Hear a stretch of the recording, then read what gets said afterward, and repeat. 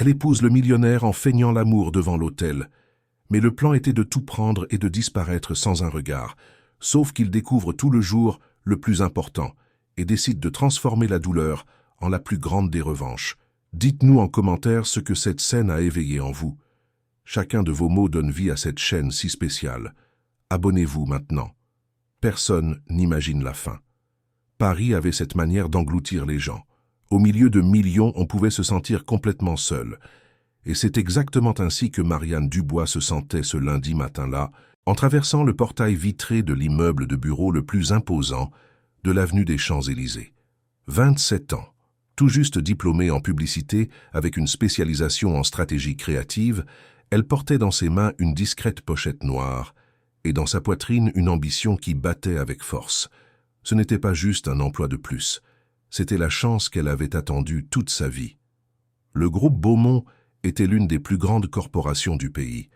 Il avait commencé dans les années 70 comme une petite entreprise de distribution de pièces automobiles et, au fil de 5 décennies, il avait grandi pour se transformer en un conglomérat qui englobait tout, de la logistique à la technologie, en passant par l'immobilier et les investissements stratégiques.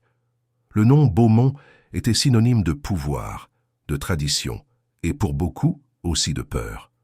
Le fondateur, Octave Beaumont, était décédé 6 mois auparavant, laissant un vide que les médias avaient qualifié d'irréparable. Il était connu pour sa poigne de fer, pour ses décisions rapides et souvent impitoyables. On disait qu'il avait construit l'empire non seulement avec une vision d'affaires, mais avec une main ferme et une tolérance zéro pour les faiblesses.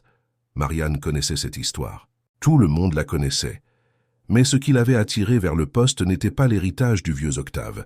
C'était l'opportunité de travailler directement avec le nouveau président, Philippe Beaumont, le fils unique du magnate. Philippe avait pris les rênes de l'entreprise après le départ de son père, et depuis lors, les rumeurs allaient bon train. Certains disaient qu'il était mal préparé, d'autres qu'il était instable. Il y avait ceux qui commentaient qu'il n'avait jamais voulu être là, que son père l'avait forcé à entrer dans l'entreprise des années auparavant, mais que Philippe avait toujours préféré vivre loin des projecteurs, dédié à des projets plus petits, presque invisibles au sein même de la corporation. Maintenant, il était au sommet, et le sommet, pour lui, semblait un endroit très solitaire. Marianne fut accueillie au 18e étage par Claire, une assistante exécutive d'âge moyen, efficace et cordiale. Elle conduisit la nouvelle employée à travers de larges couloirs, avec des murs revêtus de bois sombre et des tableaux abstraits qui ne disaient rien, mais coûtaient des fortunes. Tout y respirait l'argent. Pas l'argent nouveau, ostentatoire, mais ce type de richesse ancienne, consolidée, qui n'avait pas besoin de faire ses preuves. « Bonjour Marianne, bienvenue. Monsieur Philippe est en réunion, mais il a demandé que vous vous installiez et que vous rencontriez l'équipe. Votre bureau se trouve là, à côté de la salle des stratégies. Pour toute question, n'hésitez pas à m'appeler. » Merci Claire, je suis impatiente de commencer. Marianne sourit, mais à l'intérieur, son cœur s'emballait. Elle savait que c'était le moment de montrer de quoi elle était capable. Il ne suffisait pas d'être bonne, elle devait être indispensable. Les premières semaines furent intenses. Marianne réalisa rapidement que l'équipe marketing était désorganisée, perdue entre des propositions contradictoires et des luttes internes pour l'espace. Il y avait des talents, mais il manquait de leadership. Elle observa tout en silence, notant chaque détail, chaque échec, chaque opportunité. Et quand vint le moment de présenter sa première campagne, elle ne livra pas seulement quelque chose de créatif. Elle livra quelque chose qui parlait directement à l'identité de l'entreprise, en retrouvant les valeurs du fondateur, mais avec un langage moderne, accessible. Ce fut un succès immédiat. Philippe Beaumont assista à la présentation de loin, assis sur une chaise au fond de la salle de réunion. Il ne dit rien pendant l'exposé. Il se contenta d'observer. À la fin, quand tout le monde applaudit, il se leva et partit sans commentaire. Marianne fut intriguée. Elle avait espéré un compliment, peut-être une question. Mais elle ne reçut que le silence. Dans les couloirs, les commentaires sur Philippe étaient toujours les mêmes. Il était difficile, fermé, peu communicatif. Certains disaient qu'il ne souriait jamais, d'autres qu'il passait des heures enfermé dans son bureau, à réviser des rapports que personne ne comprenait. Marianne, cependant, ne fut pas intimidée. Elle savait que les hommes puissants étaient souvent ainsi, et elle savait aussi que, derrière toute froideur, Il y avait toujours une porte entr'ouverte. Il suffisait de trouver la clé. La première vraie conversation entre eux eut lieu 3 semaines plus tard, lors d'un voyage d'affaires à Lyon. L'entreprise négociait un contrat millionnaire avec le gouvernement et Philippe avait besoin d'une petite équipe, discrète et compétente pour l'accompagner. Marianne fut choisie pour intégrer le groupe. Elle apprit la nouvelle la veille et eut du mal à dormir. C'était la chance qu'elle attendait. Le vol fut tranquille. Philippe voyagea en silence, révisant des documents sur sa tablette, tandis que les autres membres de l'équipe somnolaient ou conversaient à voix basse. Marianne en profita pour revoir les stratégies de communication qu'elle avait préparées au cas où on lui demanderait son avis. Elle voulait être prête à toute éventualité.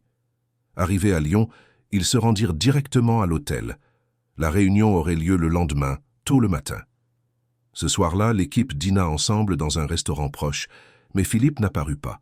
On dit qu'il préféra rester dans sa chambre, à travailler. Marianne ne fut pas surprise. Elle commençait déjà à comprendre le schéma. Le lendemain, la réunion fut tendue. Les représentants du gouvernement étaient difficiles, faisaient des exigences inattendues et mettaient constamment la patience de Philippe à l'épreuve. Lui, à son tour, maintint une posture ferme, mais Marianne remarqua quelque chose que les autres ne virent pas. Ses mains tremblaient légèrement chaque fois que quelqu'un posait une question plus agressive. Il le cachait bien, mais pas assez pour quelqu'un qui y prêtait attention. Quand ils retournèrent finalement à l'hôtel, il était déjà la fin de l'après-midi. L'équipe se dispersa, chacun vers sa chambre. Marianne était dans l'ascenseur, sur le point de monter, quand Philippe entra à la dernière minute portant une lourde pochette. Ils se retrouvèrent seuls. Le silence était inconfortable. Marianne décida de tenter sa chance. « Monsieur Philippe, si vous me permettez, vous vous êtes très bien débrouillé à la réunion. » Il leva les yeux comme s'il avait oublié qu'elle était là. « Vous croyez ? » ?»« Je crois.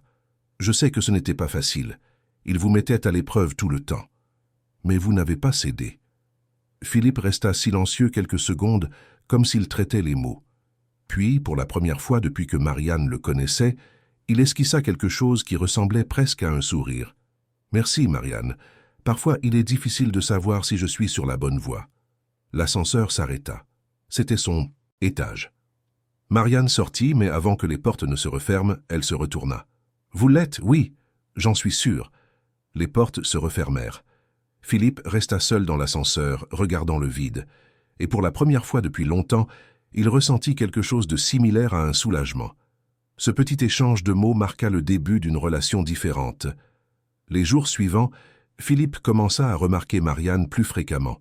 Non de manière évidente, mais il l'appelait pour des réunions, demandait des opinions, interrogeait des stratégies. Elle répondait toujours avec précision, confiance et surtout respect. Elle ne le défiait jamais publiquement, mais ne se taisait pas non plus quand elle avait quelque chose d'important à dire. Elle savait exactement comment doser. De retour à Paris, la dynamique entre eux continua de se développer. Philippe commença à lui confier des tâches plus complexes, et Marianne, peu à peu, occupa une place de plus en plus importante au sein de l'entreprise. Mais elle savait que la confiance professionnelle n'était que le premier pas. Ce dont elle avait vraiment besoin, c'était d'entrer dans sa vie personnelle. Et pour cela, elle devrait attendre le bon moment. Ce moment arriva un jeudi soir, lors d'un événement d'entreprise au Musée d'art moderne de Paris. C'était un dîner de bienfaisance, en présence d'entrepreneurs, de politiciens et de journalistes. Philippe était obligé d'y assister, mais il était visible à quel point il détestait ce genre d'occasion. Il passait de groupe en groupe, serrant des mains, forçant des sourires polis, mais clairement mal à l'aise. Marianne, en revanche, était dans son élément. Elle circulait naturellement, parlait avec des inconnus, riait des blagues insipides des investisseurs. Mais tout le temps, elle gardait Philippe du coin de l'œil, et ce fut lorsqu'elle le vit s'éloigner vers le balcon extérieur, seule, qu'elle décida d'agir. Elle prit 2 verres de vin et s'y rendit. Philippe était appuyé sur le parapet, regardant la ville illuminée. Marianne s'approcha lentement. « J'ai pensé que vous aviez besoin de compagnie. » Philippe se retourna, surpris, mais ne sembla pas dérangé. « Merci, mais je crois que je suis une très mauvaise compagnie aujourd'hui. Tout le monde a des jours comme ça. » Elle tendit un verre. Il accepta. Ils restèrent là, côte à côte, en silence. Marianne savait que c'était le genre de silence qui n'avait pas besoin d'être rempli. Parfois, être présente suffisait. Après quelques minutes, Philippe parla, presque comme s'il Pensait à voix haute. Mon père adorait ces événements. Il savait exactement quoi dire, comment impressionner les gens. Je n'ai jamais eu ce don. Vous n'avez pas besoin d'être comme lui. Tout le monde s'attend à ce que je le sois. Marianne se tourna pour le regarder. Et qu'attendez-vous de vous-même? Philippe resta silencieux. La question le prit au dépourvu. Personne ne lui avait jamais demandé cela. Je ne sais pas. Je crois que je voulais juste ne pas être seul dans tout ça. Sa voix était chargée d'une vulnérabilité que Marianne n'attendait pas. Et ce fut à ce moment-là qu'elle sut. Il était prêt. Prêt à être modelé. Prêt à faire confiance. Prêt à s'attacher. Vous n'êtes pas seul, Philippe. Beaucoup de gens croient en vous. Je crois en vous. Il la regarda dans les yeux. Pour la première fois, Marianne vit quelque chose au-delà de la froideur. Elle vit de la gratitude. Elle vit du besoin. Et elle vit une opportunité. Merci, Marianne. Vraiment. Elle sourit, posa sa main sur son bras, d'un geste léger, presque désinvolte. Chaque fois que vous en aurez besoin, je serai là. Ils retournèrent ensemble dans le salon. Ce soir-là, rien ne changea officiellement. Mais Marianne savait qu'elle avait planté la première graine, et elle était très patiente. Les semaines suivantes, Philippe commença à rechercher sa compagnie plus fréquemment. Des conversations informelles dans l'ascenseur, des cafés rapides entre deux réunions, des messages en dehors des heures de bureau demandant des avis sur des présentations. Marianne répondait toujours. Elle était toujours disponible. Elle savait toujours exactement quoi dire. Mais elle savait aussi qu'elle ne pouvait pas se précipiter. Philippe était méfiant, peut-être par instinct, peut-être par des expériences passées. Elle devait construire sa confiance brique par brique, sans hâte, sans faille. Ce fut lors d'un voyage d'affaires à Nice, 3 mois plus tard, que la relation entre eux changea de niveau. L'entreprise était en train de finaliser l'acquisition d'une start-up technologique et Philippe devait passer 3 jours dans la ville pour régler les détails. Marianne fut incluse dans l'équipe. La première nuit, après une journée de réunion épuisante, le groupe décida de dîner dans un restaurant en bord de mer. La conversation était fluide, tout le monde était détendu, sauf Philippe. Il mangeait en silence, répondait quand on lui posait des questions, mais avait clairement l'esprit ailleurs. Marianne le remarqua. Et quand le dîner fut terminé et que tous commencèrent à se lever pour partir, elle resta un peu plus longtemps. « Philippe, puis-je vous poser une question ?» Il leva les yeux, surpris par l'utilisation de son prénom. Mais il ne corrigea pas. « Bien sûr. Pourquoi semblez-vous toujours si distant? Même quand les choses vont bien ?» Il resta silencieux un long moment, comme s'il décidait s'il devait répondre. Puis, il soupira. « Parce que je n'ai jamais voulu être ici, Marianne. Je n'ai jamais voulu diriger cette entreprise. Mon père m'y a poussé depuis que j'étais enfant. J'ai essayé de suivre d'autres chemins, mais il m'a toujours ramené. Et maintenant qu'il est parti, je suis piégé dans un rôle qui n'a jamais été le mien. » Sa voix était basse, presque un murmure. Marianne se pencha en avant, attentive. « Et que vouliez-vous être? Je ne sais pas. Peut-être quelqu'un d'ordinaire. Quelqu'un qui pourrait faire des erreurs sans que des milliers de personnes n'en perdent le prix. Quelqu'un qui pourrait vivre sans le poids d'un nom de famille. » Marianne lui prit la main sur la table. Ce fut un geste inattendu, mais il ne recula pas. « Vous n'avez pas apporté ça. Seul Philippe. Je sais que tout le monde attend de vous que vous soyez parfait, mais vous êtes humain, et c'est tout à fait normal d'être humain. » Il regarda sa main sur la sienne, et pour la première fois depuis qu'il avait pris la présidence, il sentit que quelqu'un le comprenait vraiment. « Merci, Marianne. Je ne sais pas ce que je ferais sans vous. » Elle sourit, et à ce moment-là, elle sut qu'elle était plus proche que jamais. Les mois suivants, la proximité entre eux s'intensifia. Philippe commença à inviter Marianne à des réunions privées, à des discussions stratégiques qui étaient auparavant réservées aux cadres les plus anciens. Elle commença à connaître les coulisses de l'entreprise, les conflits internes, les pressions des actionnaires, les peurs de Philippe. Et à chaque révélation, elle se positionnait comme alliée, comme confidente, comme la seule personne qui se souciait vraiment. Mais Marianne savait qu'il manquait encore quelque chose. Philippe lui faisait confiance professionnellement, mais émotionnellement, il gardait encore une distance. Elle avait besoin de quelque chose de plus. Il fallait qu'il se sente dépendant d'elle. Et pour cela, Elle devrait trouver le moment de plus grande vulnérabilité. Ce moment arriva un vendredi après-midi, lorsque Philippe apprit qu'un des principaux actionnaires de l'entreprise manœuvrait pour l'écarter de la présidence. L'accusation était d'incompétence administrative et d'instabilité émotionnelle. Il n'y avait pas de preuves concrètes, mais la rumeur se répandit rapidement, et les médias commencèrent à spéculer. Philippe fut anéanti. Marianne était avec lui dans son bureau lorsque la nouvelle arriva. Elle vit son visage changer de couleur, ses mains trembler. Ses yeux se remplirent d'un mélange de colère et de désespoir. Et quand il s'effondra finalement, s'asseyant sur sa chaise, la tête entre les mains, Marianne n'hésita pas. Elle s'approcha, s'agenouilla à côté de lui et lui prit le visage à deux mains, le forçant à la regarder. « Écoute ce que je vais te dire, Philippe. Tu n'es pas faible, tu n'es pas incompétent, tu es humain. Et ce qu'ils te font est de la lâcheté. Mais tu vas surmonter cela, et je serai à tes côtés tout le temps. » Ces mots étaient fermes, mais son toucher était doux.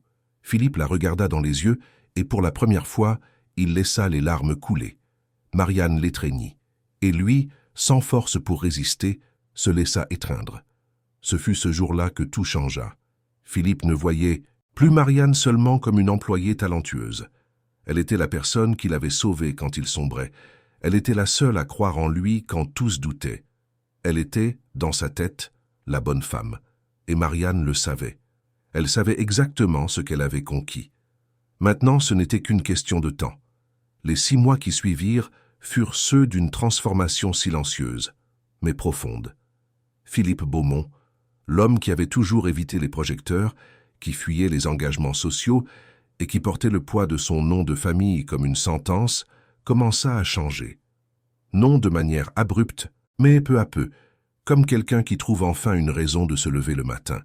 Et cette raison avait un nom, Marianne. Elle était toujours présente, non de manière invasive, mais constante. Quand Philippe avait besoin d'un avis sur une décision difficile, c'était elle qui était disponible.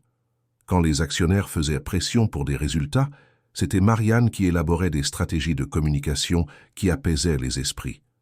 Quand la solitude le serrait et que Philippe se retrouvait seul dans son appartement vide de la Défense, c'était elle qui envoyait un message simple mais réconfortant. Tout va bien.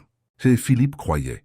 Il croyait que Marianne se souciait vraiment, que cette attention n'avait pas d'arrière-pensée, qu'enfin quelqu'un le voyait au-delà de son nom de famille, au-delà de sa fortune, au-delà de l'entreprise. Il tomba amoureux, non de manière subite mais graduelle, comme quelqu'un qui découvre qu'il avait soif et trouve enfin de l'eau. Marianne, quant à elle, menait tout avec la précision d'une chirurgienne. Chaque geste, chaque mot, chaque regard était calculé. Elle savait quand s'approcher et quand reculer.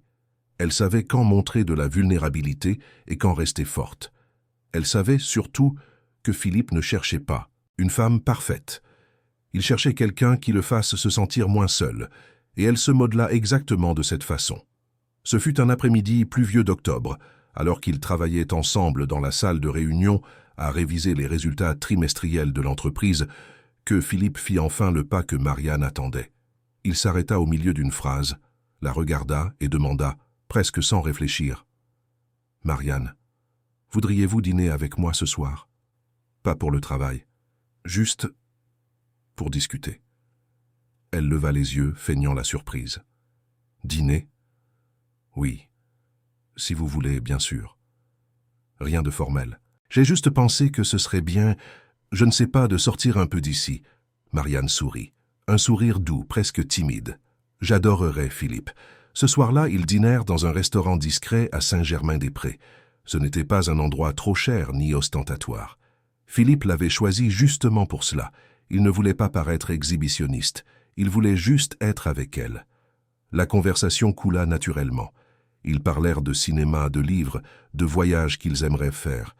Philippe raconta des histoires de son enfance, des fois où il avait essayé de se rebeller contre son père et avait toujours échoué. Marianne écouta tout avec une attention sincère, ou du moins c'est ce qu'il semblait, et quand il l'interrogea sur sa vie, Marianne ne raconta que l'essentiel.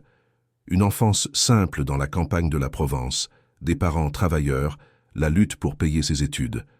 Tout était vrai, mais elle omit le reste.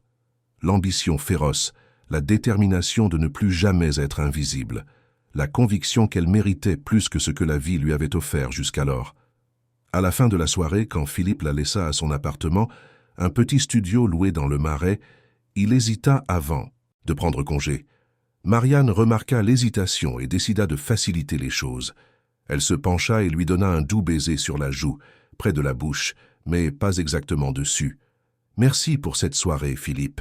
C'était spécial. » Il sourit, et pour la première fois depuis longtemps, il sembla vraiment heureux. Les jours suivants, les rencontres se multiplièrent. Les dîners devinrent des petits déjeuners. Les conversations par message se transformèrent en appels qui duraient des heures. Philippe commença à présenter Marianne aux quelques employés en qui il avait confiance, toujours discrètement. Mais il était évident qu'elle occupait une place spéciale. Et Marianne, avec l'habileté de celle qui sait lire les ambiances, gagna la sympathie de certains et la méfiance d'autres. Parmi les méfiants se trouvait Isabelle Leclerc, une analyste financière qui travaillait dans l'entreprise depuis 8 ans. Isabelle était discrète, presque invisible. Elle ne participait pas au commérage, ne s'impliquait pas dans les politiqueries internes. Elle faisait son travail avec compétence, recevait des compliments sporadiques et rentrait chez elle sans faire de bruit. Mais Isabelle avait une caractéristique que peu de gens percevaient. Elle observait tout. Et depuis que Marianne était arrivée, Isabelle observait. Il y avait quelque chose qui ne collait pas. La façon dont Marianne était toujours au bon endroit, au bon moment. La manière dont elle savait exactement quoi dire à chaque personne, la façon dont elle avait gagné la confiance de Philippe avec une rapidité qui semblait presque impossible. Isabelle n'avait aucune preuve de rien, mais son instinct lui disait que quelque chose n'allait pas. Malgré cela, elle garda le silence. Elle n'était pas du genre à accuser sans certitude. Et surtout, elle savait que personne ne la croirait. Après tout, Marianne était adorée. Et Isabelle n'était qu'une employée de plus. Pendant ce temps, la relation entre Philippe et Marianne évoluait. Il l'emmena découvrir la maison de campagne familiale à Chamonix, un refuge que peu de gens avaient le privilège de visiter.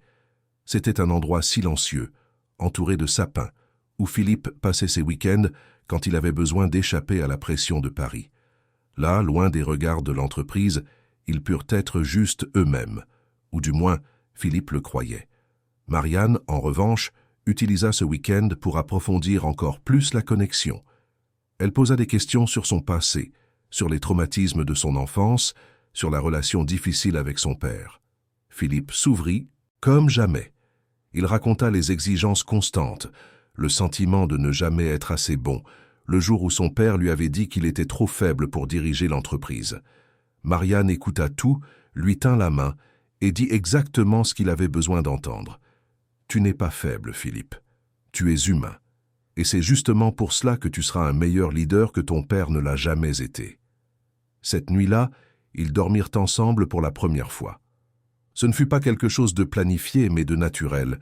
Et pour Philippe, ce fut la confirmation qu'il avait trouvé la bonne personne. Pour Marianne, ce fut la confirmation qu'elle était sur la bonne voie.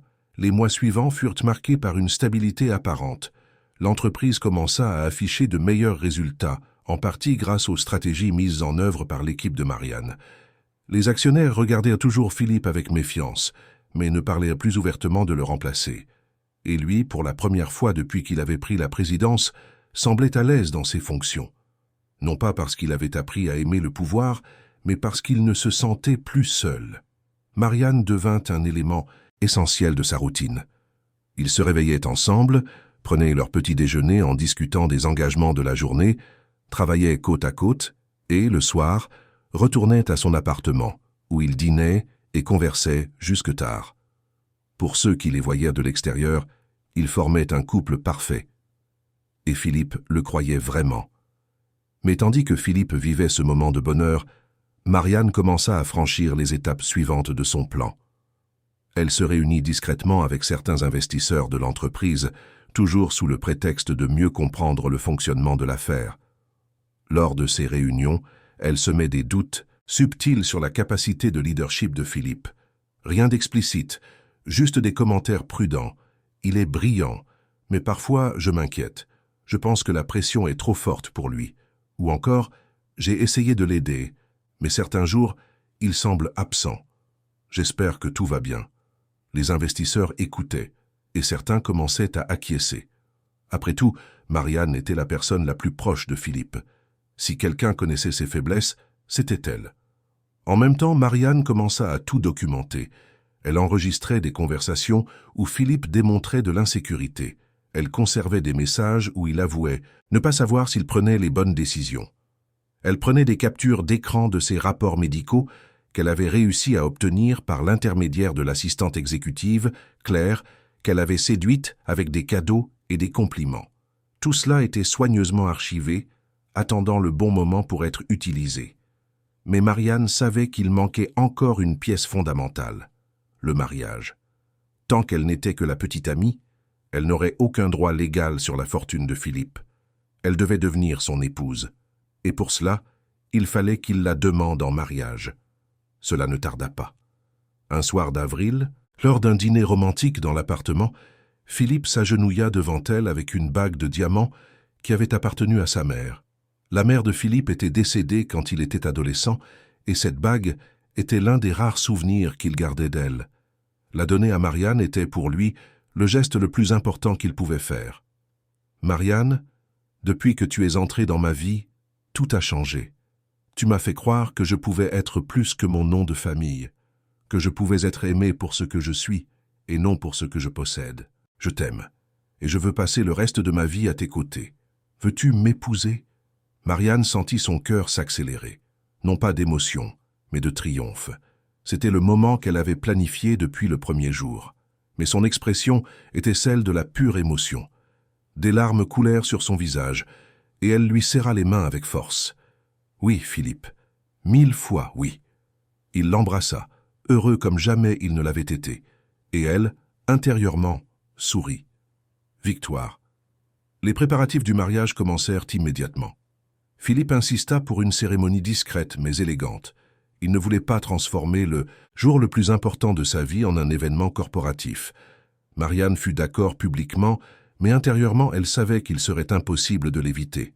Après tout, le président de l'une des plus grandes entreprises du pays ne pouvait pas se marier sans la présence des principaux actionnaires, investisseurs et figures importantes du monde des affaires. Et c'est exactement ce qu'elle suggéra, subtilement, jusqu'à ce que Philippe accepte. Le lieu choisi fut un hôtel particulier historique dans le 16e arrondissement, avec de grands jardins et une chapelle intérieure. La date fut fixée à un samedi de juin. Les invitations furent envoyées, et la liste des invités comprenait des ministres, des hommes d'affaires influents et des journalistes. Philippe n'était pas à l'aise avec l'ampleur que l'événement avait prise, mais Marianne le convainquit que c'était nécessaire. Après tout, ce mariage serait aussi une opportunité de renforcer son image de leader stable et prospère.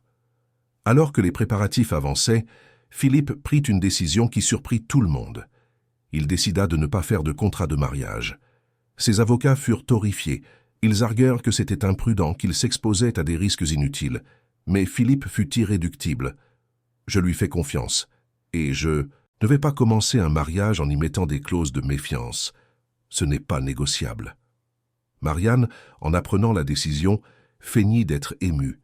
Elle dit à Philippe qu'il était l'homme le plus intègre qu'elle eût jamais rencontré, et que cela ne faisait que l'aimer encore plus. Mais intérieurement, elle savait qu'elle venait de gagner le plus grand pari de sa vie. Les jours précédant le mariage furent intenses. Il y eut des réunions avec les décorateurs, des essayages de robes, des ajustements finaux. Marianne semblait la mariée parfaite, impliquée dans chaque détail, toujours souriante, toujours charmante. Philippe l'observait, amoureux, croyant pleinement qu'il avait trouvé la femme de sa vie. Mais alors que tout semblait se diriger vers une fin heureuse, quelque chose se passait en coulisses. Isabelle Leclerc, l'analyste financière discrète qui ne s'était jamais mêlée de problèmes, décida finalement d'agir. Après des mois d'observation, elle avait commencé à enquêter de son propre chef. Et ce qu'elle découvrit la laissa sans voix.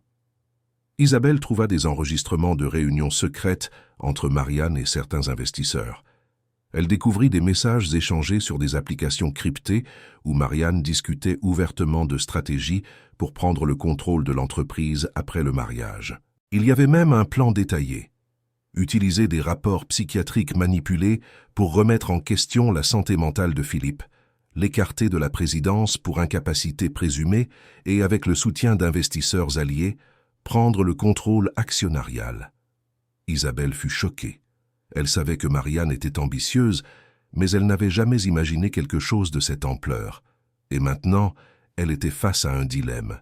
Que faire de cette information? Elle pensa à approcher Philippe directement, mais savait qu'il ne la croirait jamais.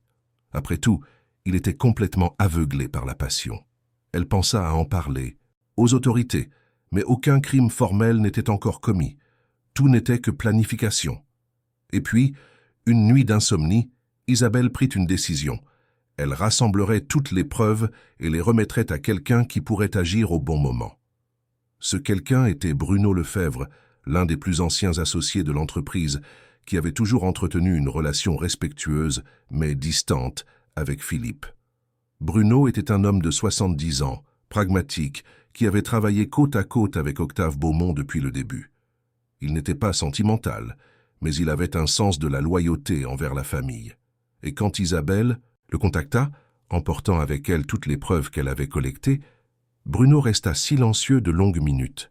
« Vous êtes sûr de ça ?»« Absolument. » Bruno soupira profondément. « Philippe ne va pas vous croire. Il est amoureux. Je sais. C'est pourquoi je ne suis pas allé le voir. Mais quelqu'un doit faire quelque chose. » Bruno regarda les documents éparpillés sur la table. Messages, captures d'écran, enregistrements. Tout était là, et il savait qu'Isabelle avait raison. « Laissez-moi faire, je sais quoi faire. » Le mariage était prévu pour une semaine plus tard, et Bruno savait qu'il devait agir vite, mais il savait aussi qu'il ne pouvait pas simplement montrer les preuves à Philippe avant la cérémonie. Il ne le croirait pas. Il fallait quelque chose de plus percutant, quelque chose qui ne puisse être nié. Et c'est alors que Bruno eut une idée risquée, mais qui, si elle fonctionnait, sauverait Philippe d'une tragédie. Il attendrait le jour du mariage, et au bon moment, il révélerait tout, devant tout le monde.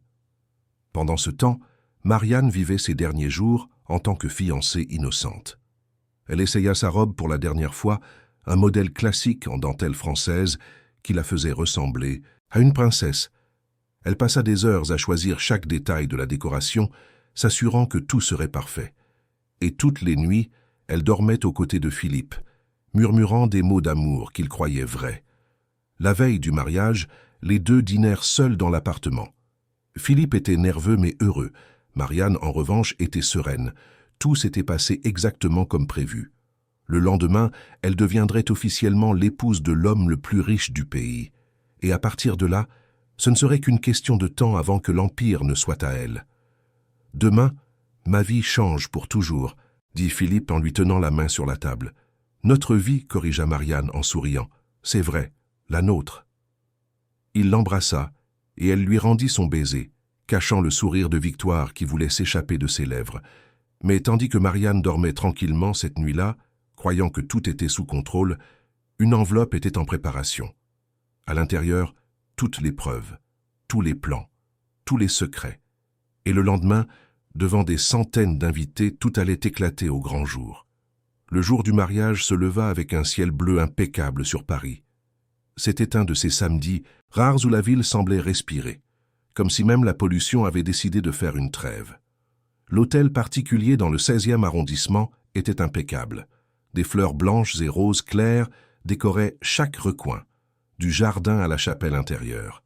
Des arrangements délicats d'orchidées et de lys parfumaient l'air. Tout était exactement comme Marianne l'avait planifié.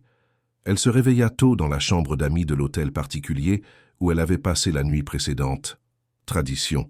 Philippe avait insisté pour qu'il ne se voie pas avant la cérémonie, et Marianne accepta volontiers. Après tout, un peu de romantisme ne faisait pas de mal. Et de plus, elle avait besoin de temps pour se préparer. Ce serait le jour le plus important de sa vie, le jour où tout changerait. Pendant que la maquilleuse travaillait son visage, Marianne regardait son propre reflet dans le miroir. Elle y vit une femme belle, impeccable, en contrôle. Il n'y avait pas de nervosité, pas de doute, juste de la certitude. Elle avait atteint son objectif, et à partir de là, il ne s'agirait plus que d'exécuter le plan avec patience. De l'autre côté de l'hôtel particulier, Philippe se préparait également, il était visiblement nerveux.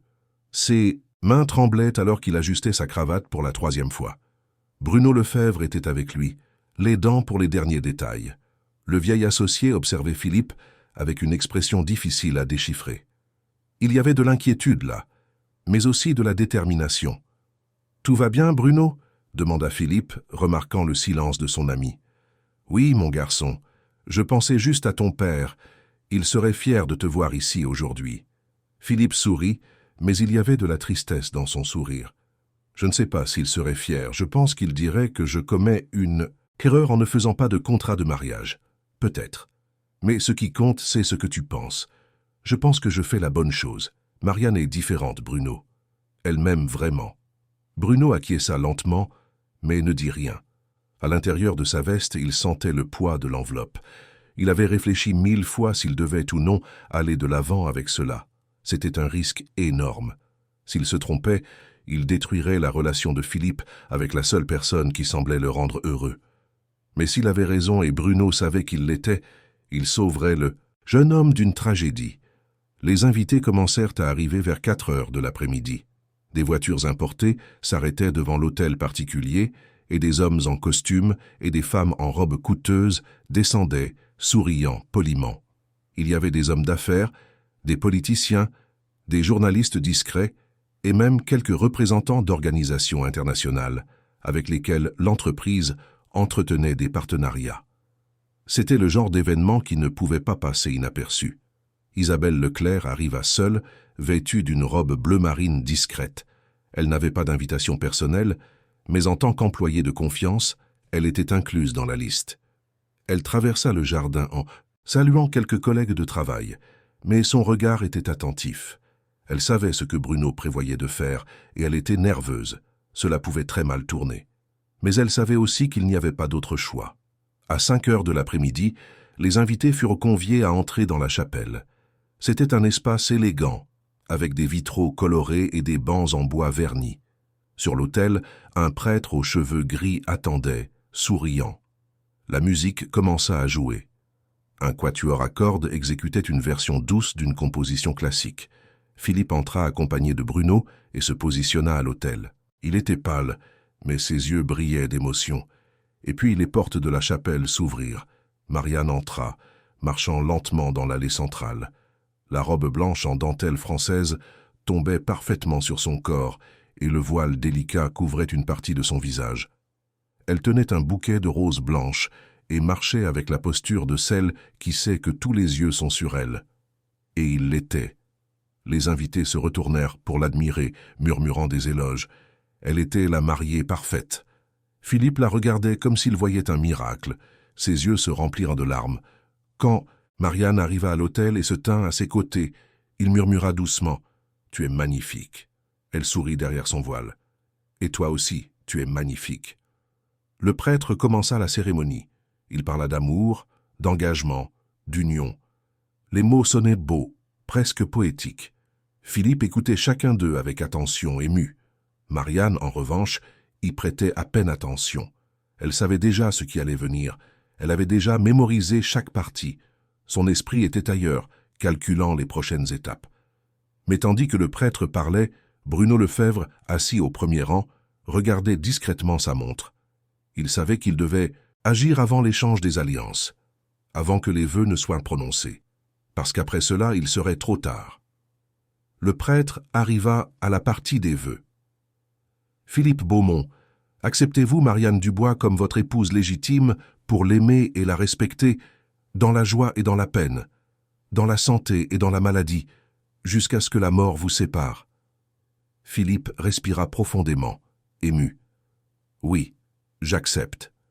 Marianne Dubois, acceptez-vous Philippe Beaumont comme votre époux légitime pour l'aimer et le respecter, dans la joie et dans la peine, dans la santé et dans la maladie, jusqu'à ce que la mort vous sépare ?»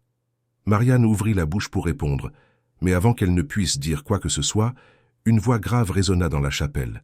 « Je demande la permission, mon père, mais je dois interrompre. » Tout le monde se retourna. Bruno Lefebvre était debout, tenant une enveloppe dans ses mains. Le silence qui s'installa fut assourdissant. Philippe regarda son ami, confus. « Bruno, qu'est-ce que tu fais? Je te sauve, mon garçon. Philippe fronça les sourcils, sans comprendre. Marianne, en revanche, sentit son cœur s'emballer. Quelque chose n'allait pas. Très mal. Bruno commença à marcher vers l'autel. Ses pas résonnaient dans le silence de la chapelle.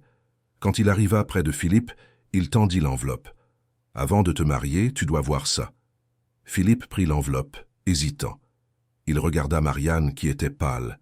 Elle ouvrit la bouche pour dire quelque chose, mais aucun son ne sortit. Philippe ouvrit l'enveloppe. À l'intérieur, il y avait des feuilles imprimées, des messages textes, des conversations d'application, des relevés, des enregistrements transcrits. Il commença à lire et à mesure que ses yeux parcouraient les mots, son expression changeait. Confusion, incrédulité, douleur. Les messages étaient clairs. Marianne discutant avec des investisseurs sur la façon d'écarter Philippe de l'entreprise. Marianne parlant d'utiliser des rapports psychiatriques pour le déclarer incapable. Marianne planifiant de prendre le contrôle de la compagnie. Il y avait même un calendrier. 6 mois après le mariage, initier le processus de destitution. 1 an plus tard, prendre officiellement la présidence. Philippe lut tout, chaque mot, chaque plan, chaque trahison. Et quand il eut fini, ses mains tremblaient tellement que les feuilles faillirent tomber par terre. Il leva les yeux vers Marianne, et pour la première fois, elle vit quelque chose qu'elle n'avait jamais vu auparavant dans ce regard. De la haine? Qu'est-ce que c'est, Marianne? Sa voix était basse, mais chargée d'une fureur contenue. Marianne tenta de garder son calme. Elle tenta de sourire, tenta de nier, mais les mots ne sortaient pas. Elle regarda autour d'elle. Des centaines d'yeux sur elle, attendant, jugeant. « Philippe, je peux expliquer. »« Expliquer? Tu peux expliquer comment tu as planifié de me détruire? Comment tu as tout manipulé depuis le début? Comment tu as fait semblant de m'aimer juste pour voler tout ce que mon père a construit ?» Sa voix montait. Les invités commencèrent à murmurer. Certains prirent leur téléphone portable, enregistrant discrètement. Marianne sentit le sol se dérober sous ses pieds. « Philippe, s'il te plaît, pas ici. Nous pouvons parler en privé. »« Non, ici, devant tout le monde. Parce que c'est ici, devant tout le monde, que tu allais me tromper. » Il se tourna vers les invités, brandissant les feuilles en l'air. « Vous êtes tous venus ici aujourd'hui pensant assister à un mariage. Mais ce à quoi vous avez failli assister, c'était la plus grande escroquerie de ma vie. Cette femme que j'ai aimée, en qui j'ai eu confiance, que je pensais différente de tous les autres, m'a utilisée depuis le premier jour. Tout était planifié. Chaque mot, chaque geste, chaque moment. Et moi, comme un idiot, j'ai cru. » Marianne tenta de s'approcher, mais il recula. « Ne t'approche pas de moi. Philippe, je t'aime. Tais-toi. » Le cri résonna dans la chapelle. Quelques invités furent effrayés. Marianne commença à pleurer. Non de tristesse, mais de désespoir. Tout s'écroulait. Philippe se tourna vers Bruno. « Projette ça. » Bruno acquiesça. Il était déjà préparé. En quelques minutes, un écran fut installé sur le mur latéral de la chapelle. Et puis, au choc de tous, les messages commencèrent à être projetés. Un par un. Des conversations où Marianne traitait Philippe d'ingénu. Des messages où elle se moquait de ses sentiments. Des captures d'écran de réunions secrètes avec des investisseurs. Des enregistrements transcrits où elle disait que Philippe était faible, manipulable, parfait pour ses plans. Les invités regardaient en silence, certains sous le choc, d'autres avec dégoût. Marianne était paralysée, regardant sa vie être détruite en temps réel. Lorsque la projection fut terminée, Philippe se tourna vers elle une dernière fois. « Je t'ai tout donné, Marianne. Ma confiance. Mon cœur. Et toi? Tu ne voulais que mon argent. Mon entreprise. Mon nom de famille. Mais tu sais ce que tu n'auras pas? Rien. Absolument rien. » Il sortit la bague de fiançailles de sa poche, la bague qui avait appartenu à sa mère, et la jeta par terre, à ses pieds. « Pars d'ici. Maintenant. » Marianne regarda autour d'elle. Tous la regardaient avec mépris. Elle tenta de dire quelque chose, mais il n'y avait pas de mots. Lentement, elle se baissa, ramassa la bague, et, sans regarder en arrière, marcha dans l'allée de la chapelle. Chaque pas était une éternité. Les gens s'éloignaient d'elle comme si elle était contagieuse. Et quand elle sortit, enfin par les portes de la chapelle, disparaissant dans le jardin, Les murmures explosèrent. Philippe resta immobile à l'autel, respirant difficilement.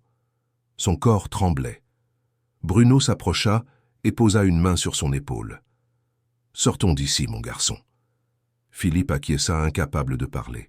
Ensemble, ils sortirent par la porte latérale de la chapelle, laissant derrière eux les invités choqués et ce qui aurait dû être le plus beau jour de sa vie. Les jours suivants, le scandale éclata. L'histoire du mariage interrompu devint virale.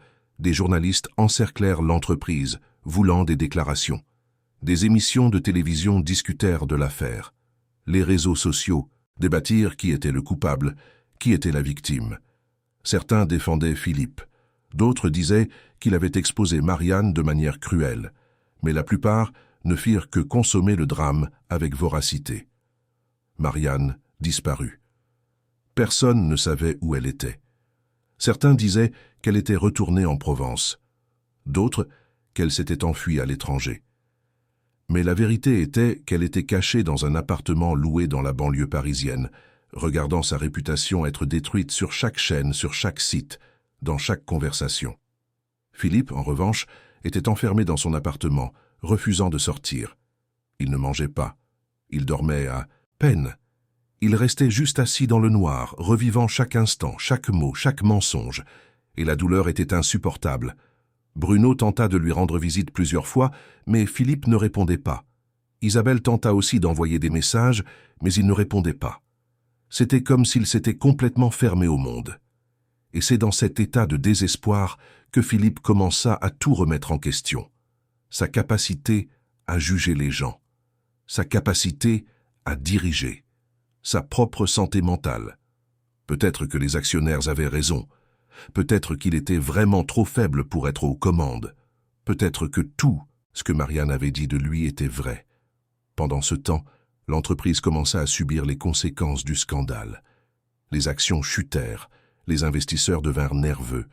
Des rumeurs de crise interne se répandirent. Et les actionnaires, qui se méfiaient déjà de Philippe, exigèrent maintenant sa démission. Lors d'une réunion d'urgence du Conseil, 3 semaines après le mariage interrompu, la pression atteignit son paroxysme. Philippe était présent, mais semblait absent. Il écoutait les accusations, les questions, les exigences, mais ne réagissait pas. C'était comme si une partie de lui était morte dans cette chapelle. « Monsieur Philippe, avec tout le respect, que je vous dois, mais vous n'êtes pas en état de diriger cette entreprise, » dit l'un des actionnaires. Un homme de 60 ans, d'une voix grave. Le scandale a terni notre image. Les actions sont en chute libre. Nous avons besoin de quelqu'un de ferme aux commandes. Et en ce moment, vous n'êtes pas cette personne. Philippe regarda l'homme, mais ne dit rien. Bruno Lefebvre tenta de défendre le jeune homme.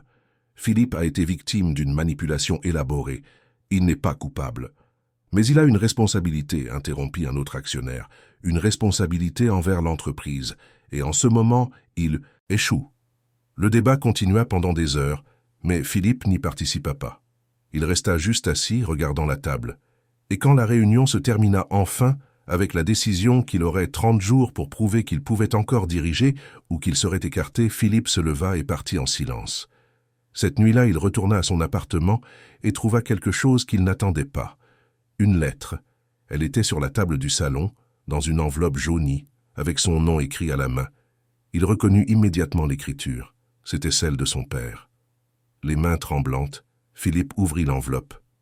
À l'intérieur, il y avait plusieurs feuilles manuscrites. C'était un testament émotionnel, quelque chose qu'Octave Beaumont avait écrit peu avant de partir, mais qui n'était jamais parvenu à la connaissance de personne. Bruno avait trouvé le document parmi les archives personnelles du vieil homme et avait décidé qu'il était temps de le remettre à son fils. Philippe commença à lire. « Mon fils, si tu lis ceci, c'est que je ne suis plus là. Et je sais que, probablement, tu souffres. Car je te connais, Philippe. Je connais ta bonté, ton empathie, ton incapacité à voir le mal chez les gens. Et je sais que, tôt ou tard, quelqu'un allait essayer d'en profiter. Peut-être que c'est déjà arrivé. Peut-être que ça arrive maintenant. J'ai été dur avec toi toute ta vie. J'ai trop exigé. J'ai trop demandé. Et je sais que tu me hais pour cela. Mais j'ai tout fait parce que je savais que le monde est cruel, mon fils, et je voulais te préparer. Je voulais que tu sois assez fort pour résister. Mais maintenant, je réalise que j'ai commis une erreur. Parce que la force n'est pas l'absence de sensibilité. La force, c'est de savoir la gérer. Tu es meilleur que je ne l'ai jamais été. Plus humain, plus juste, plus compatissant. Et c'est exactement pour cela que tu seras un meilleur leader. Mais pour cela, tu dois apprendre une chose que j'ai mis toute une vie à comprendre. Tout le monde ne mérite pas ta confiance. Tout le monde ne mérite pas ton cœur. Entoure-toi de personnes qui te voient pour ce que tu es, et non pour ce que tu possèdes. Fais confiance à ceux qui te défient, et méfie-toi de ceux qui ne font qu'acquiescer. Et surtout, souviens-toi, tu n'as pas besoin d'être comme moi. Tu as juste besoin d'être toi. Je t'aime, mon fils. Je t'ai toujours aimé, même si je n'ai jamais réussi à le dire. Philippe termina de lire, les larmes coulant sur son visage. Pour la première fois depuis le mariage, il pleura vraiment. Non de douleur, mais de soulagement. Parce qu'enfin, il comprit. Il comprit qu'il n'était pas seul, qu'il ne l'avait jamais été. Mais même avec la lettre, même avec les mots de son père, Philippe savait qu'il ne pourrait pas continuer. Pas là. Pas dans cette entreprise. Pas dans cette vie. Il devait partir. Il devait disparaître. Il devait se retrouver. Et c'est exactement ce qu'il fit. 3 jours plus tard, sans prévenir personne, Philippe Beaumont disparut. Personne ne savait où Philippe était allé. Le lendemain matin de sa disparition, Bruno Lefebvre arriva au bureau et trouva seulement un court billet sur la table. « J'ai besoin de temps. Ne me cherchez pas. » La secrétaire tenta d'appeler son téléphone portable, mais il était éteint. L'appartement était vide, avec des signes qu'il avait fait ses valises à la hâte. La voiture était toujours dans le garage. C'était comme s'il s'était simplement évaporé. La nouvelle se répandit rapidement. Yadi. Médias, déjà obsédés par le scandale du mariage, trouvèrent un nouvel angle, la disparition de l'homme d'affaires. Les gros titres spéculaient sur tout. Certains journaux suggéraient une dépression profonde, d'autres parlaient d'une hospitalisation volontaire dans une clinique psychiatrique. Il y avait même ceux qui spéculaient qu'il avait quitté le pays. Des émissions de télévision consacraient des heures au sujet, invitant des psychologues, des experts en comportement et même d'anciens employés à donner leur avis sur le sort de Philippe Beaumont. Les actionnaires de l'entreprise paniquèrent. Sans le président, sans direction claire, la compagnie commença à vaciller. Les actions chutèrent encore plus. Des réunions d'urgence avaient lieu tous les jours, mais personne ne parvenait à prendre de décision définitive. Après tout, Philippe était toujours légalement le président.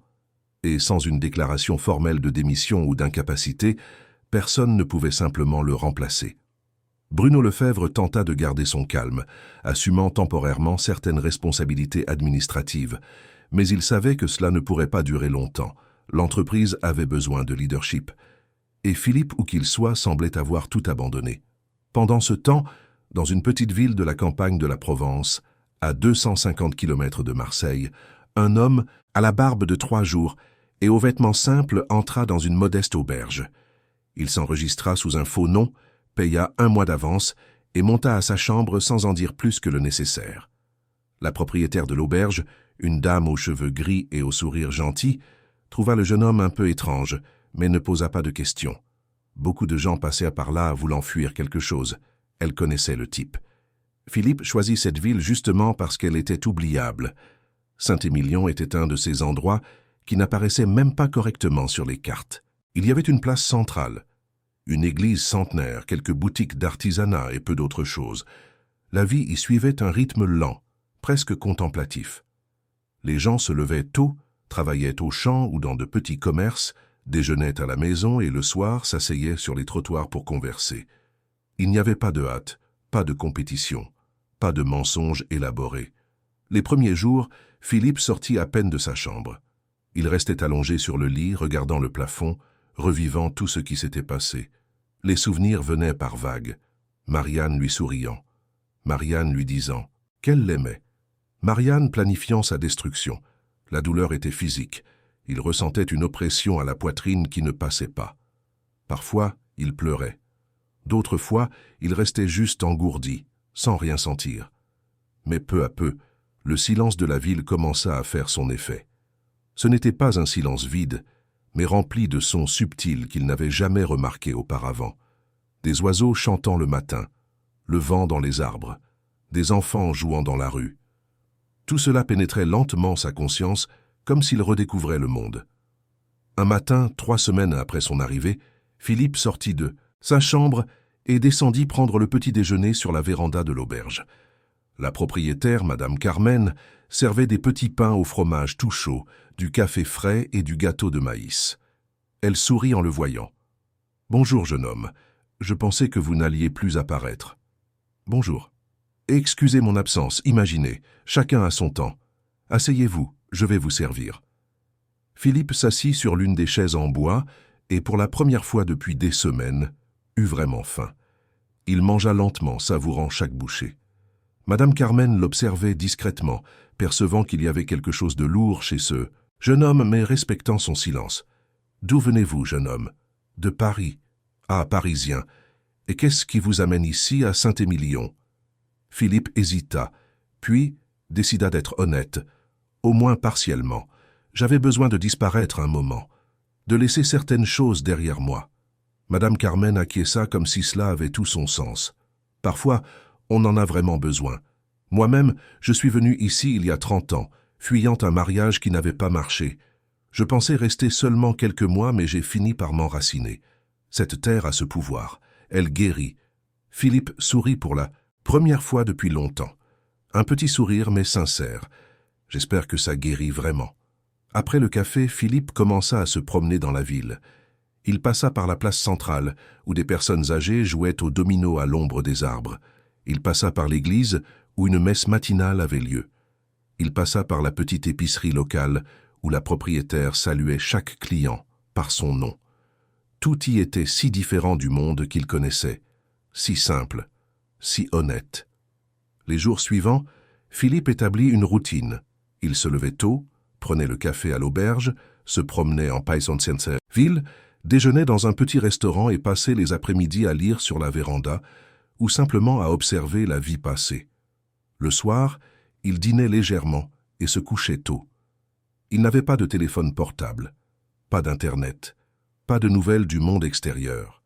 Et pour la première fois depuis des années, il se sentait en paix. Ce fut lors d'une de ces promenades qu'il rencontra M. Jacques, un homme d'environ 80 ans qui passait ses journées assis devant sa propre maison, observant le mouvement de la rue. Philippe était passé par là plusieurs fois avant d'avoir le courage de le saluer. Mais un après-midi, M. Jacques l'appela. « Hé, jeune homme, viens ici un instant. » Philippe s'approcha, curieux. « Vous êtes le jeune homme qui est à l'auberge de Carmen, n'est-ce pas ?»« Oui, c'est moi, je m'en doutais. Petite ville, tout le monde sait tout. Asseyez-vous ici avec moi un moment. » Philippe s'assit sur le petit banc en bois à côté du vieil homme. Ils restèrent silencieux quelques minutes, observant juste la rue vide. Puis, M. Jacques parla. « Vous fuyez quelque chose, n'est-ce pas ?» Philippe le regarda, surpris. « Pourquoi pensez-vous cela ?»« Parce que je le reconnais. J'ai fait ça aussi il y a longtemps. J'ai fui une dette que je ne pouvais pas payer, une famille qui ne me comprenait pas, une vie qui n'était pas la mienne. Je suis arrivé ici et je n'en suis jamais reparti. Et ça en valait la peine ?» Monsieur Jacques sourit, montrant les quelques dents qu'il lui restait. « Oui, ça en valait la peine. Parce qu'ici, j'ai appris qu'on ne fuit pas les choses. On se fuit soi-même.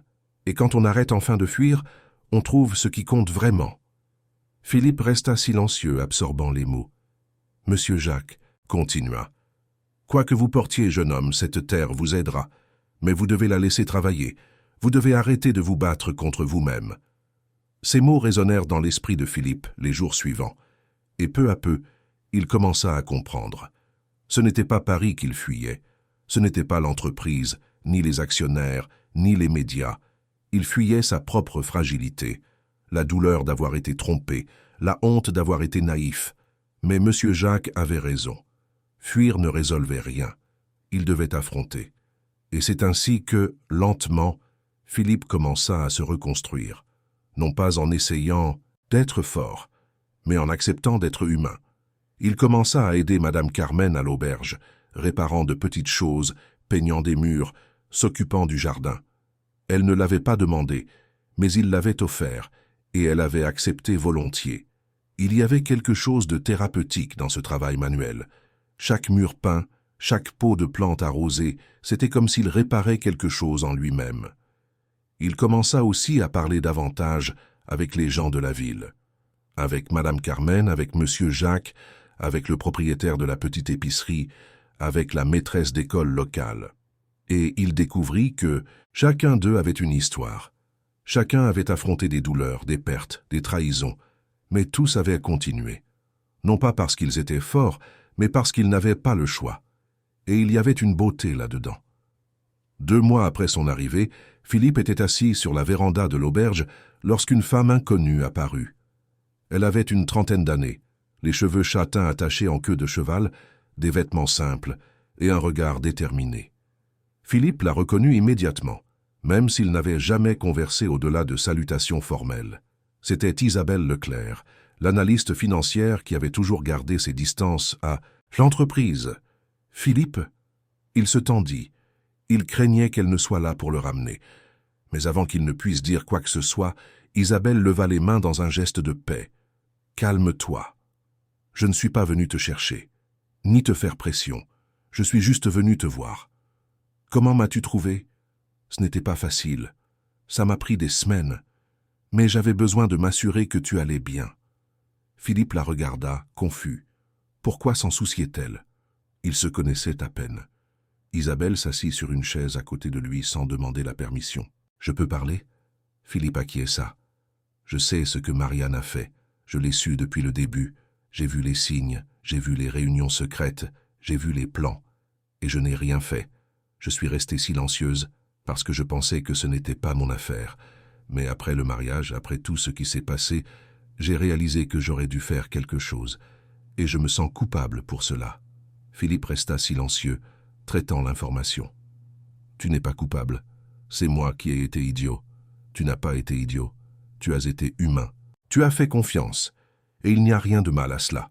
Si, il y en a. Mon père disait toujours que j'étais trop faible pour diriger, et il avait raison. Non, il n'avait pas raison. Ton père était un grand homme d'affaires, mais il était aussi trop dur. Il a construit un empire, mais il a perdu son fils dans le processus. Et maintenant, tu as la chance d'être différent, de construire quelque chose qui soit vraiment à toi. » Philippe la regarda, surpris par sa franchise. « Pourquoi es-tu venue jusqu'ici, Isabelle? Parce que je crois en toi. Et parce que je pense que tu as encore beaucoup à offrir. Mais cela n'a pas besoin d'être comme les autres s'y attendent. Cela peut être à ta manière. » Ils conversèrent pendant des heures. Isabelle raconta le chaos dans l'entreprise, les tentatives désespérées des actionnaires pour maintenir tout en fonctionnement, les rumeurs selon lesquelles Marianne préparait un retour en force. Philippe écouta tout, mais ne montra aucune intention de revenir. « Je ne sais pas si j'en suis capable, Isabelle. Je ne sais pas si j'ai encore la force pour ça. Tu l'as. Il faut juste que tu découvres pourquoi ça. Vaut la peine de se battre. » Elle resta dans la ville pendant 3 jours, et pendant ce temps, quelque chose changea. Ce ne fut pas une romance, ce ne fut pas de la passion, ce fut quelque chose de plus subtil, de plus vrai. C'était du respect, c'était de la compréhension. C'était le sentiment que, pour la première fois, quelqu'un le voyait vraiment. Non pas comme le président de l'entreprise, non pas comme le fils du magnate, mais comme Philippe, juste Philippe. Le jour du départ d'Isabelle, elle lui laissa une enveloppe. « Ouvre-la seulement quand tu seras prêt. »« Prêt pour... » »« Quoi ?»« Pour revenir. » Philippe rangea l'enveloppe sans l'ouvrir, mais la visite d'Isabelle avait planté une graine. Peut-être qu'il avait vraiment encore quelque chose à offrir. Peut-être que ce n'était pas encore la fin. Les semaines suivantes, Philippe commença à réfléchir à ce qu'il voulait vraiment. Et il réalisa qu'il ne voulait pas retourner dans l'ancienne entreprise. Il ne voulait pas retourner dans ce monde d'intrigues, de pression, de masques. Mais il réalisa aussi qu'il ne pouvait pas simplement tout abandonner.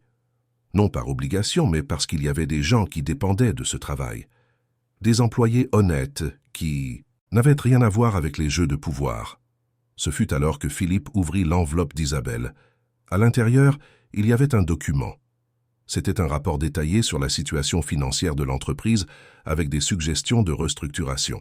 Mais plus que cela, il y avait une proposition. Isabelle suggérait que Philippe fonde une nouvelle compagnie, indépendante, axée sur des domaines qui lui tenaient vraiment à cœur. La durabilité, l'impact social, l'inclusion, et qu'il utilise les connaissances acquises pendant ces années dans l'entreprise de son père pour créer quelque chose de mieux, quelque chose de vrai. Philippe lut le document 3 fois, et pour la première fois depuis le mariage interrompu, il ressentit quelque chose qu'il avait oublié, de l'espoir. Il n'était pas encore prêt à revenir, mais maintenant, il savait que, quand il reviendrait, ce serait différent. Il ne reviendrait pas pour sauver l'ancienne entreprise. Il reviendrait pour construire quelque chose de nouveau, quelque chose qui serait vraiment à lui.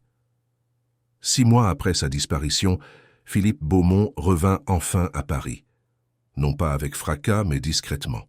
Il arriva un lundi matin et se rendit directement au bureau de Bruno Lefebvre. Le vieil associé, en le voyant, resta sans voix. Il étreignit le jeune homme avec force, comme un père étreint un fils qui est enfin rentré à la maison. « Je pensais que tu ne reviendrais plus. Moi aussi. Mais j'ai réalisé que j'avais encore des choses à faire. L'entreprise, ce n'est plus ma priorité. Je vais démissionner officiellement de la présidence. Mais avant, je veux m'assurer que les bonnes personnes restent aux commandes, et je veux ton aide pour cela. » Bruno acquiesça, ému. « De quoi as-tu besoin ? Je veux repartir de zéro. Quelque chose de nouveau. Quelque chose qui ait du sens. » Les jours suivants, Philippe rencontra des avocats, des consultants, des investisseurs de confiance, et lentement il commença à esquisser le projet d'une nouvelle entreprise. Ce ne serait pas un conglomérat géant, ce serait quelque chose de plus petit, plus ciblé, plus humain.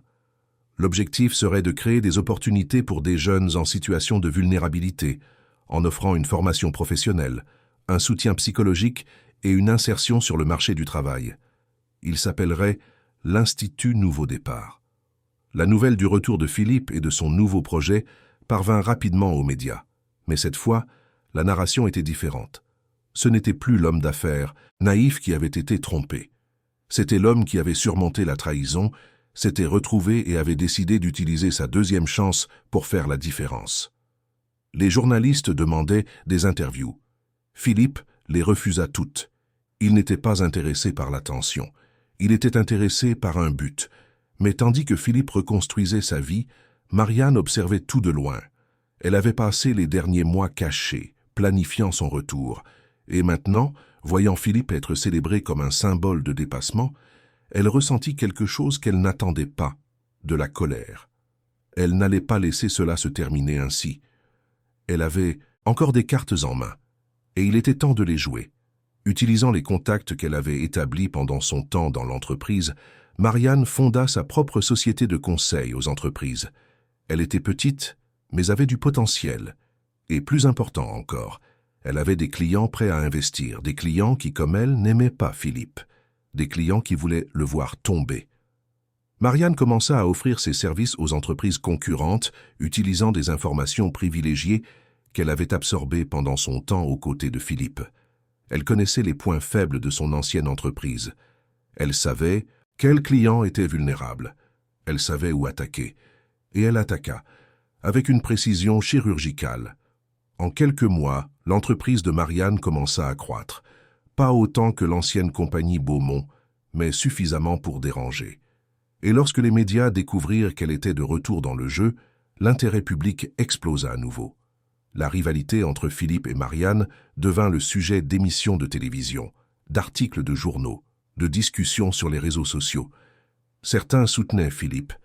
D'autres, étonnamment, commencèrent à défendre Marianne, disant qu'elle était jugée injustement pour être une femme ambitieuse. Philippe tenta d'ignorer, mais c'était impossible. Surtout quand Marianne commença à donner des interviews, réécrivant la narration. Elle se présentait comme la victime. Elle disait que Philippe l'avait humiliée publiquement, qu'il avait utilisé son pouvoir pour détruire sa réputation, que tout n'avait été qu'un malentendu. Et le pire, certaines personnes la crurent, mais la bataille était loin d'être terminée, car Marianne avait un dernier atout, quelque chose qu'elle avait gardé pour le bon moment. Et ce moment approchait.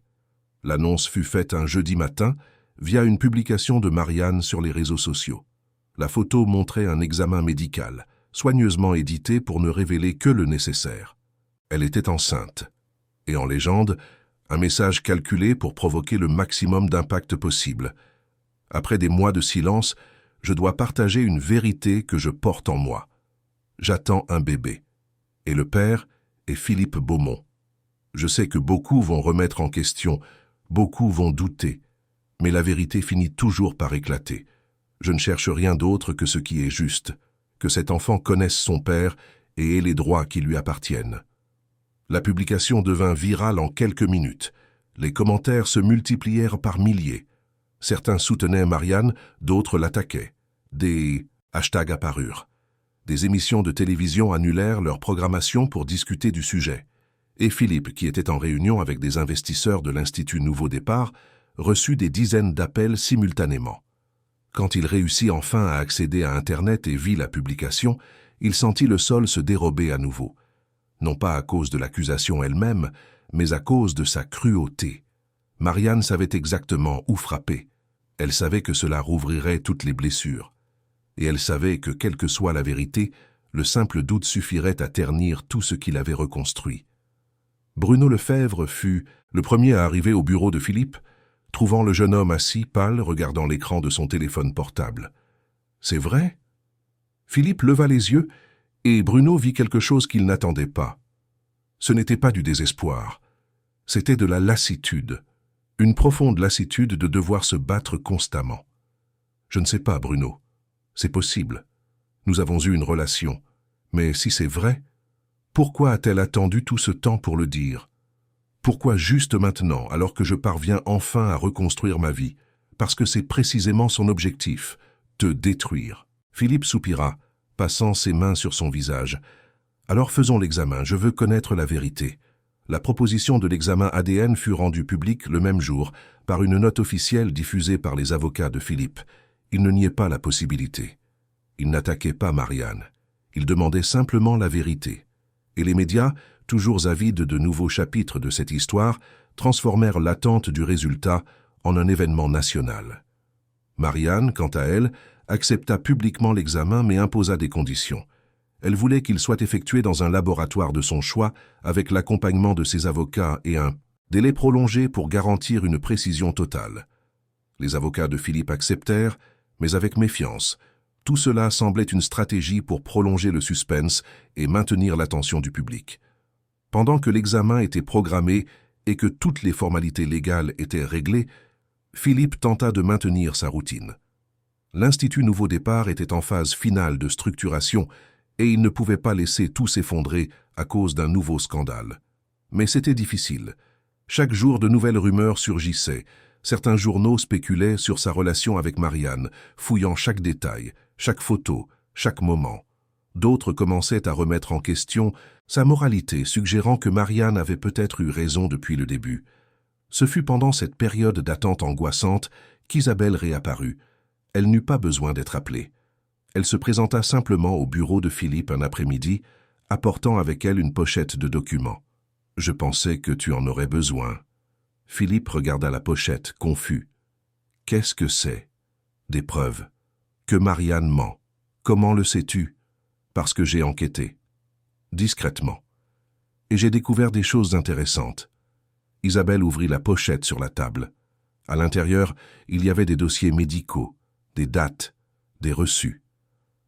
Elle avait retracé les mouvements de Marianne au cours des derniers mois et découvert qu'elle avait consulté une clinique de fertilité.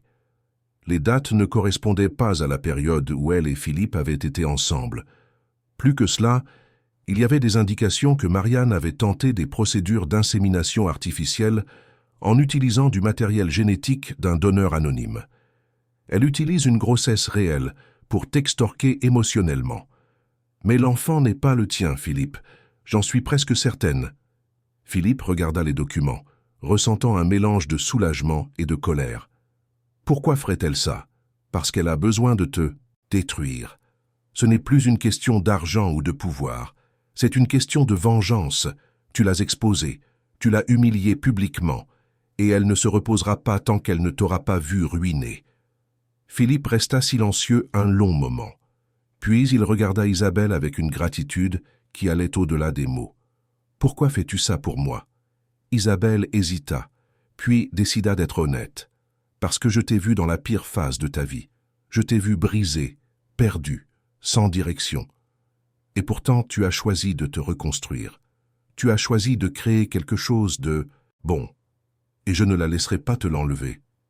Il y avait quelque chose dans sa façon de parler, dans la sincérité de son regard, qui toucha profondément Philippe.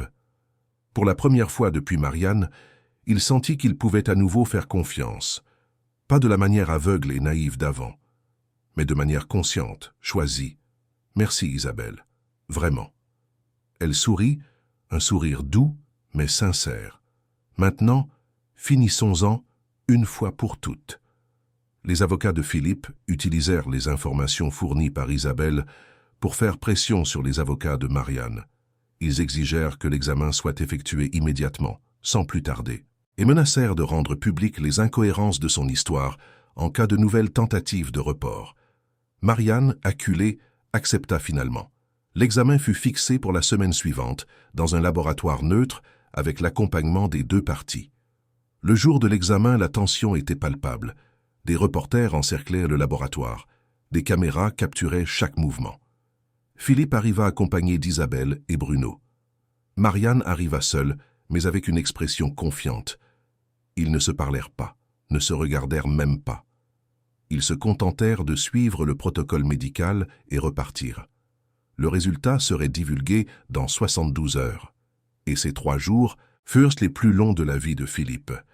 Il ne parvenait pas à travailler correctement. Il ne parvenait pas à dormir. Son esprit revenait constamment au pire scénario. Et si l'enfant était le sien? Et s'il était vraiment le père d'un enfant de Marianne? Comment gérer cela? Comment séparer l'enfant de la mère? Comment s'assurer que cet enfant ne serait pas utilisé comme une arme? Isabelle resta à ses côtés pendant toute cette période. Non de manière invasive, mais constante. Elle lui apportait à manger quand il oubliait de manger. Elle s'asseyait, en silence quand il ne voulait pas parler. Et quand il s'effondrait enfin épuisé, elle était là pour le soutenir. La veille de la divulgation du résultat, ils étaient assis dans son bureau, entourés de papiers et de documents de l'Institut Nouveau Départ que Philippe tentait de réviser sans succès. « Et si c'est le mien, Isabelle? Et si je suis vraiment père ?» Isabelle le regarda avec sérieux. « Alors tu seras le meilleur père possible, mais pas pour Marianne, pour l'enfant, et tu t'assureras qu'il grandisse loin de cette guerre. » Philippe acquiesça, mais la peur était toujours là. « Je ne sais pas si je suis assez fort pour ça. Tu l'es.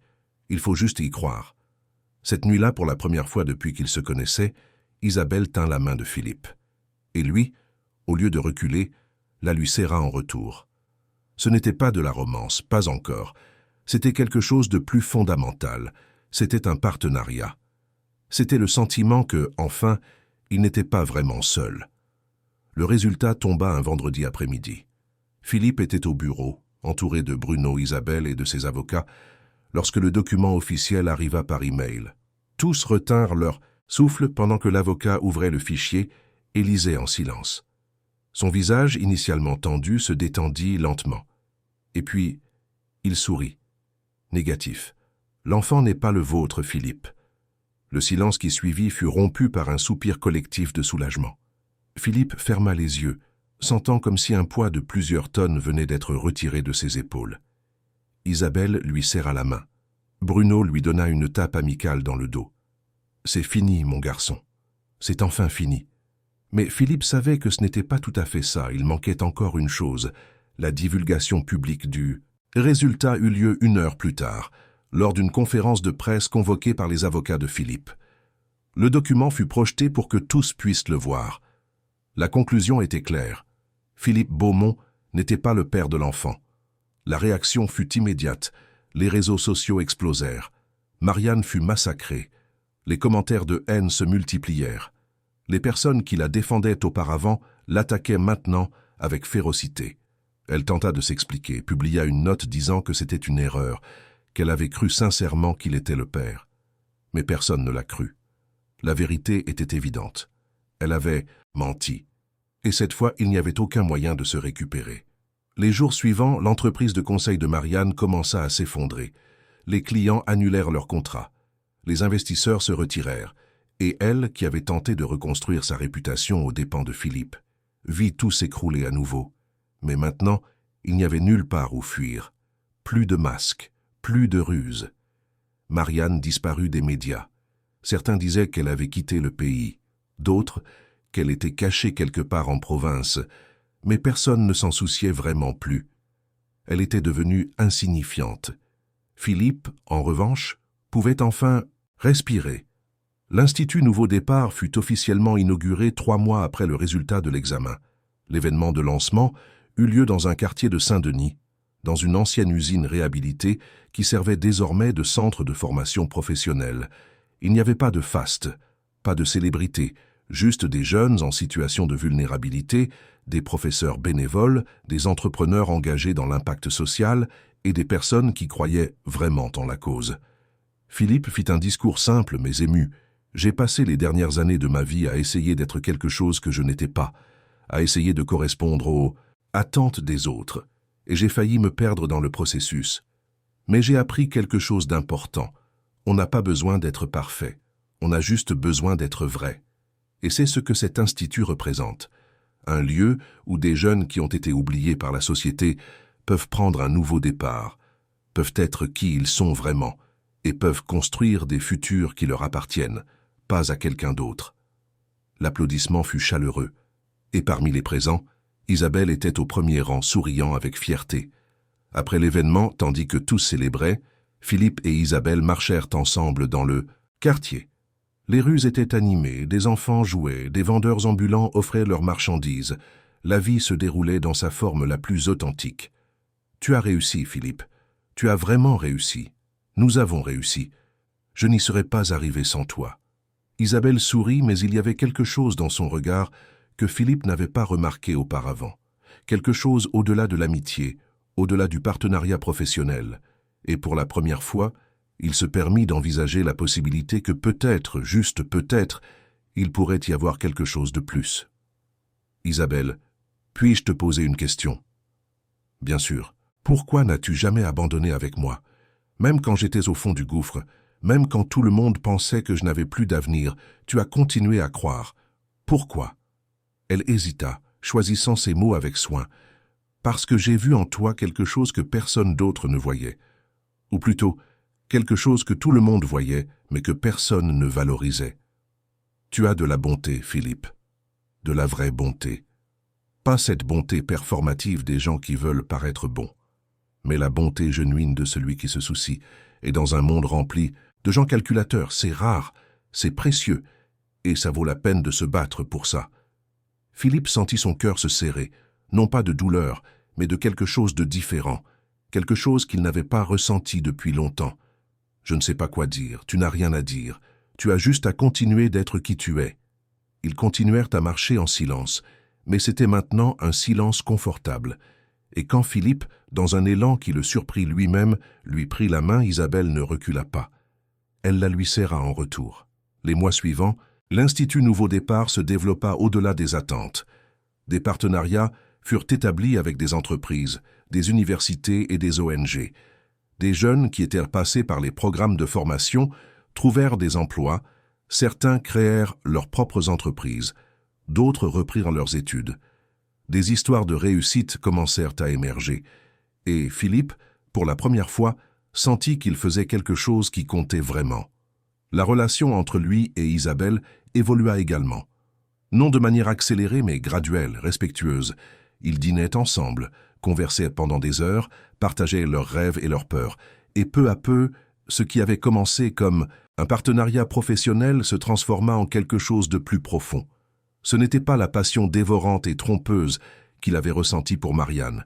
C'était quelque chose de solide, construit sur la confiance, le respect et surtout la vérité.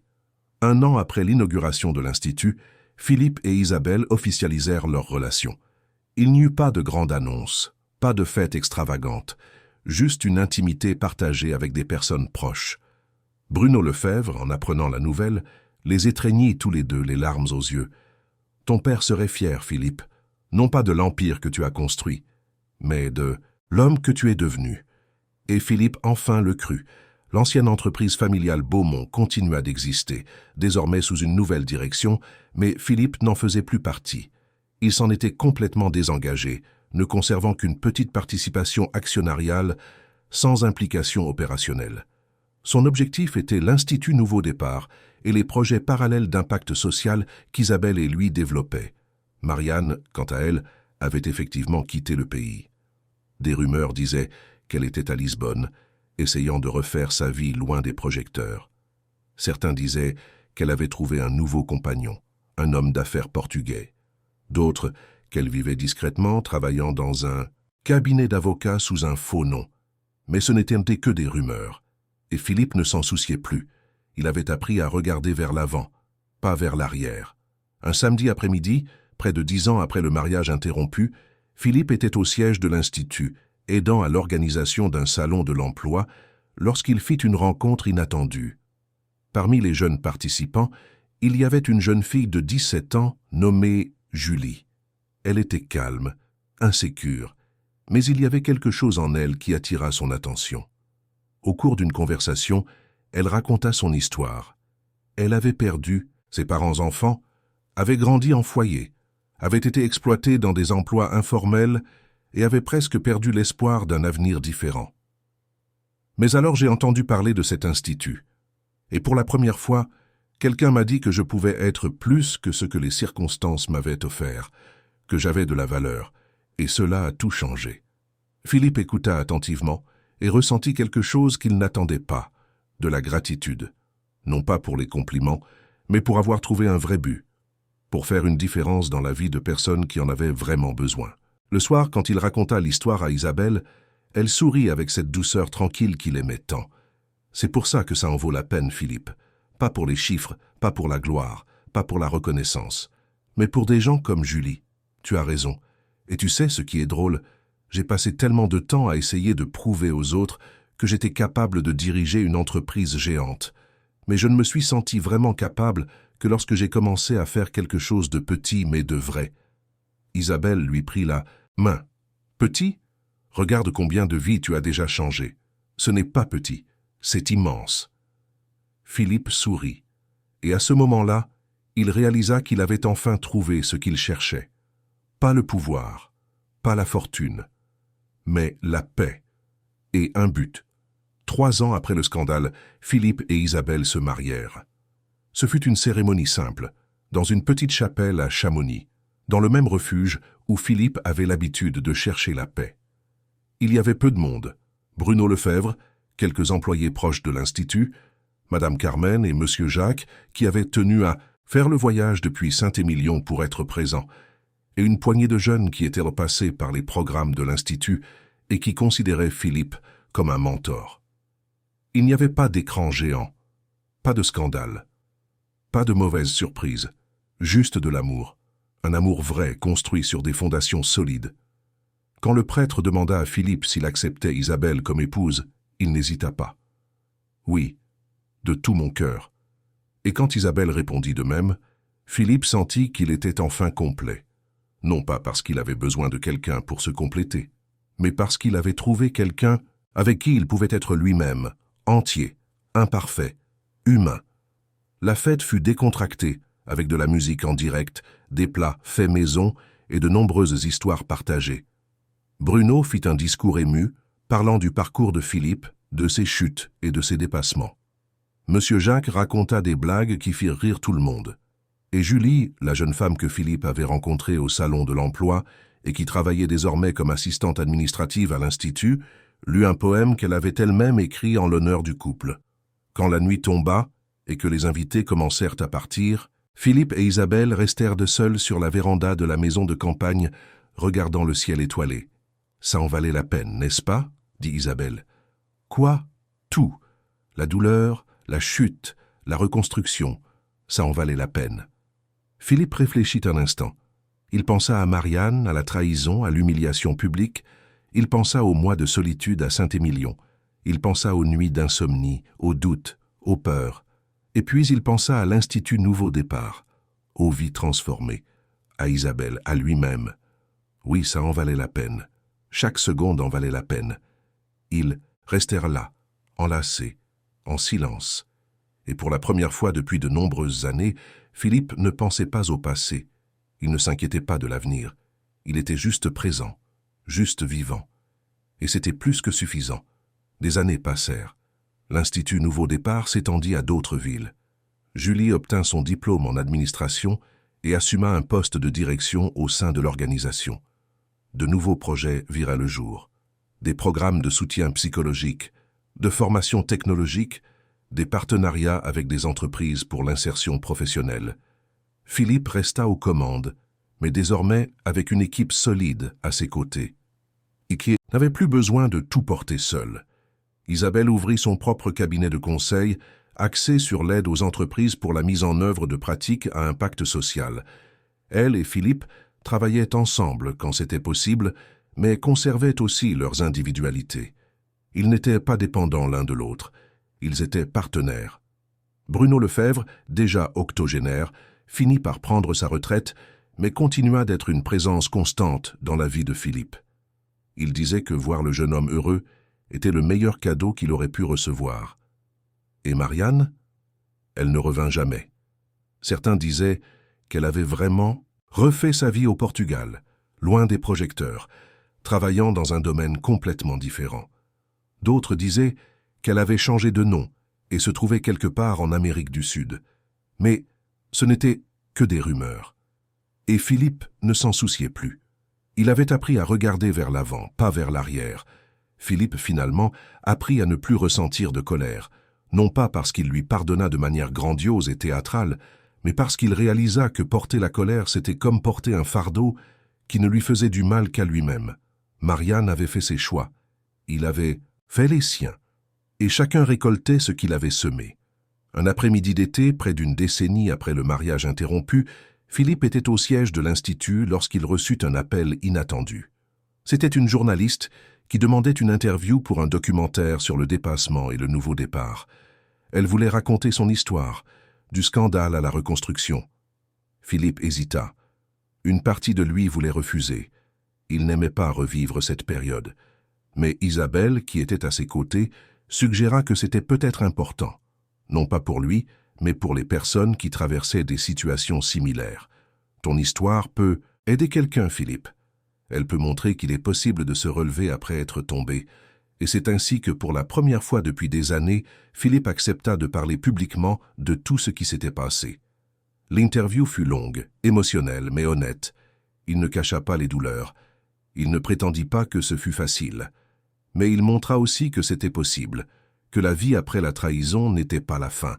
C'était en fait un nouveau départ. Lorsque le documentaire fut diffusé, la répercussion fut énorme. Des milliers de personnes le contactèrent, partageant leurs propres histoires de dépassement. L'Institut reçut plus de bénévoles, plus de dons, plus de soutien. Et Philippe réalisa que, d'une certaine manière, même les pires expériences de sa vie avaient servi à quelque chose de plus grand. Le soir de la première du documentaire, Philippe et Isabelle le regardèrent ensemble chez eux, main dans la main. Quand il fut terminé, elle le regarda. « Comment te sens-tu ?»« En paix. » Enfin en paix. Et c'était vrai. Il ne ressentait plus de colère, plus de douleur, plus de honte. Il ne ressentait que de la gratitude.